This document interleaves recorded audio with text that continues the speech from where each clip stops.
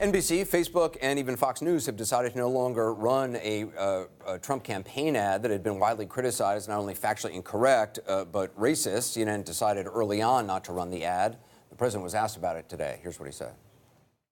Several of the networks have declined to run your immigration ad that you posted last week, saying that it was potentially too racist. Do you have a response to that? I don't know about it. I mean, you're telling me something I don't know about. We have a lot of ads, and they certainly are effective based on the numbers that we're seeing. Well, Mr. President, a lot of folks have said that ad was offensive. Why did you like that ad? What were you trying to Well, say? a lot of things are offensive.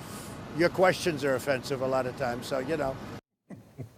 Joining me now is CNN chief media correspondent, host of Reliable Sources, Brian Stelter. Brian, the idea that the president did not know about this ad, given the amount of TV he watches and cable news he watches, this ad has been widely discussed. Seems hard to imagine that this is the first he's heard of it. Yeah, even his presidential Twitter account shared the ad with millions of people. But its exposure on television was even more problematic because this ad was being broadcast on one of the most popular programs on television, Sunday Night Football on NBC. That created a severe backlash this morning, Anderson, and NBC quickly came out and said, whoa, something went wrong here due to the insensitive nature of the ad. It will not air anymore on NBC or on MSNBC, where it was also airing.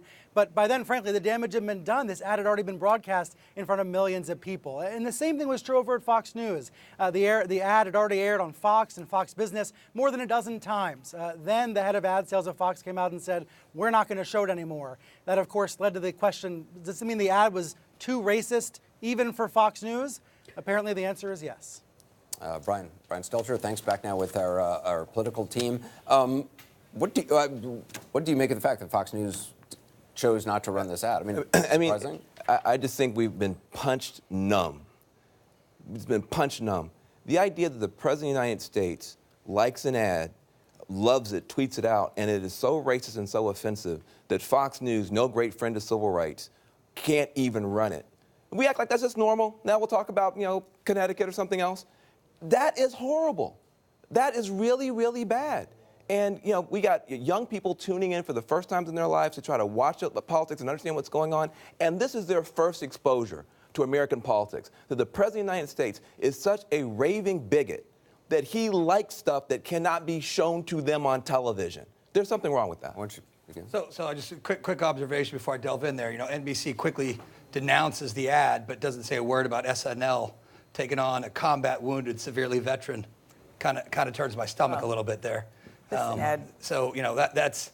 Yeah, I think. Do you hold the president to a higher standard than NBC? No, because I do. Van, I'm not. I said first thing. Let me talk about that first, right? So sure. That's, they should have come out and condemned the Saturday Night Live piece. Agree. It was equally as offensive. Look, I'm not a fan of this ad. It's a terrible thing to run. I've been talking about the economy. We should be sticking on that message. And look, the Caravan. Let's just go back to talk about the Caravan. The Caravan itself was a great messaging piece. What the problem with the president is when he talked about birthright citizenship, it immediately made people think about, go to a whole different place, right, in the ad. You go from the hordes at the gate shaking down the thing to kids being taken away from their parents, and it changed the discourse. So you think the birthright citizenship was a mistake? I think that it was something that the president had these What was visuals. good, Right? No, but I'm saying I'm talking just about from a campaign ad. Right. This is pure. Like, I'm not saying the Willie Horton ad was a great ad to run way back when. Was it effective? Yes. Was it the right thing to do? No.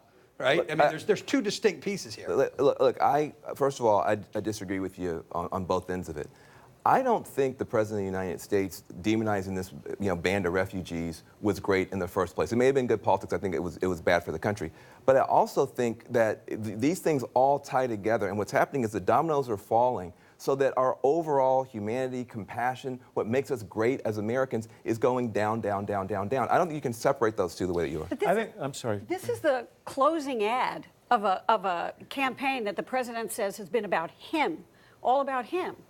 And networks can't run it. I mean, just think about that. That's bad. Networks cannot run it because they believe that it is too racist. And I think that's kind of stunning. I'm sort of with Van on this, which is, have we gotten to the point where this is just ho-hum now? Can I just point out something that he said that I think is very important and illuminating and consistent with a pattern, which is he said, it may be tasteless or whatever the word is used, but it's effective. It's effective. And that is the explanation we get for all kinds of things. He said to Leslie Stahl when she asked him why he demonized Dr. Ford or ridiculed her, he said, well, we wouldn't have won without that. Donald Trump has one test for all of this, which is, does it work?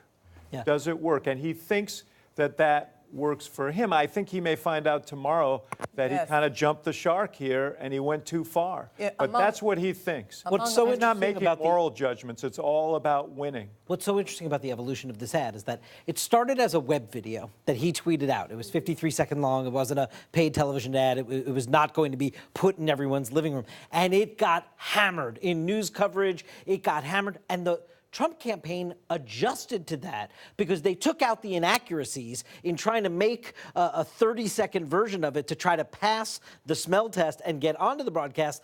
They attempted to make an adjustment, and it's still now being rejected. So they've taken 2 cracks at this ad, and it's not passing the smell test. My great hope on this is that tomorrow he will see the biggest smackdown because of the number of people coming to the polls by virtue of the fact that they're angry at the divisiveness of that ad and others, that ad being sort of the pièce de résistance of exactly who he is. There's, you know, the never voted people and the infrequent voters, the numbers are through the roof. If you just, I mean, I looked at like Tennessee, 929% increase in people who have never voted. Infrequent voters, 691% increase. Young voters, 663% increase. They are reacting to something.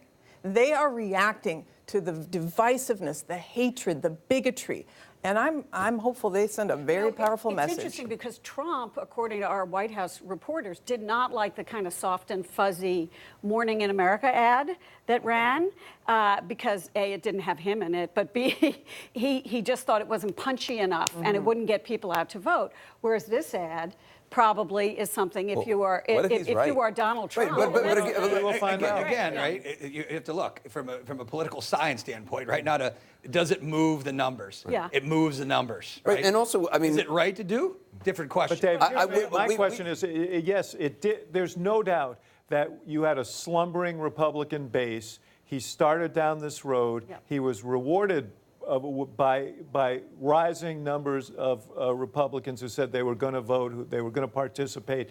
My question is, after the tragedies we saw, he seemed to, as I said yesterday, he went from a 10 to 11, thinking, I've got to regain the momentum. And I think in doing that, he's going to drive away some of these independent voters. But hasn't people, right? At what cost does that happen? haven't a lot of people in the media been predicting that since the big? I mean, the first time he came down the escalator and made that speech, you know, and how many times have people said, "Oh, this is a tipping point of beyond this"? Well, I mean, that was the entire story of 2016, the entire story of his announcement in 2015 when he talked about Mexicans sending murderers and rapists and their drugs. We thought that was going to be a tipping point. We thought that white women, for instance, would behave much differently than they ended up behaving in the 2016 election. And in some ways, we're making those same predictions now that they're going to behave differently. People need to vote.